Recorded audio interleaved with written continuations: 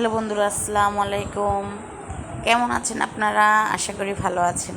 আলহামদুলিল্লাহ, আমরাও ভালো আছি আপনাদের দোয়ায়। আজকে আমি আপনাদের দেখাবো ইলিশ মাছ দিয়ে কচু শাক রান্না। এই তো আমি একটা কড়াই দিয়ে দিয়েছিলাম, সাথে দিয়ে দিয়েছিলাম তেল। এখন আমি দিয়ে দিয়েছিলাম বাটা মশলা, যেহেতু আমি ইলিশ মাছ দিয়ে রান্না করব, তাই বেশি কোনো মশলা দেব না। দিয়ে দিয়েছি জিরা, আদা রসুন, হালকা আদা রসুন, সাথে দিয়েছি পেঁয়াজ বাটা। এটা তিনটা মিক্সড করে আমি বাইটে নিয়েছি, বাটা মশলা করে নিয়েছি।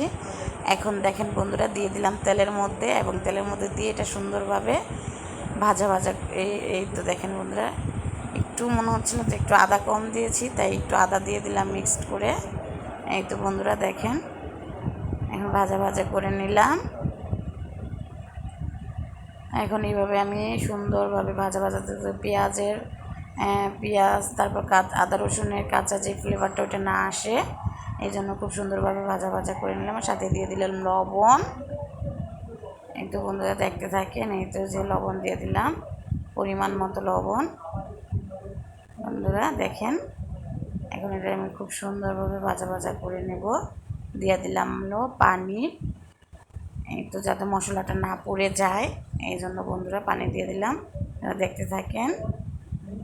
এই তো বন্ধু দেখেন বন্ধুরা কীভাবে হচ্ছে। এই তো হলুদের গুঁড়া দিয়ে দিলাম, বন্ধুরা। সাথে দিয়ে দেব 1 চামচ মরিচের গুঁড়া, যাতে আমার কাঁচা মরিচের ঝালটা ওইভাবে আমার ঘরে খাওয়া হয় না, তাই দিয়ে দিলাম।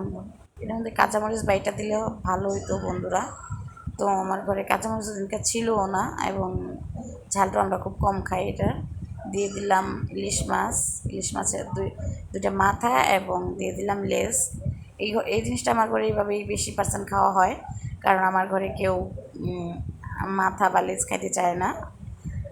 দিয়ে দিলাম পানি, যাতে ইলিশ মাছটা একটু ভালোভাবে সিদ্ধ হয়ে যায়। যাতে আমি কচু শাকটা ভালোভাবে সিদ্ধ করে নিয়েছিলাম আগেই।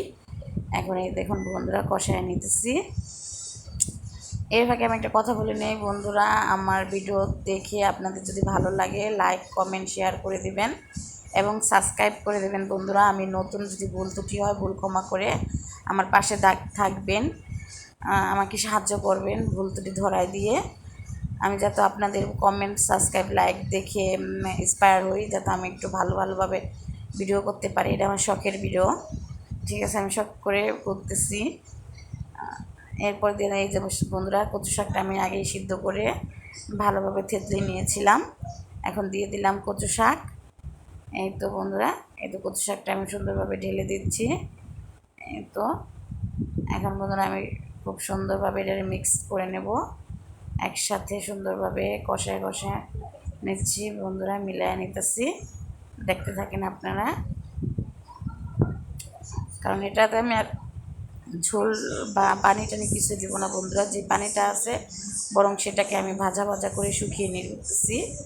এটা আমি খুব সুন্দরভাবে ভাজা করে শুকিয়ে নেব বন্ধুরা। দেখতে থাকেন আপনারা আমার ভিডিওটা। আসসালামু আলাইকুম বন্ধুরা, এটা ফাইনাল লুক, পাশে থাকবেন।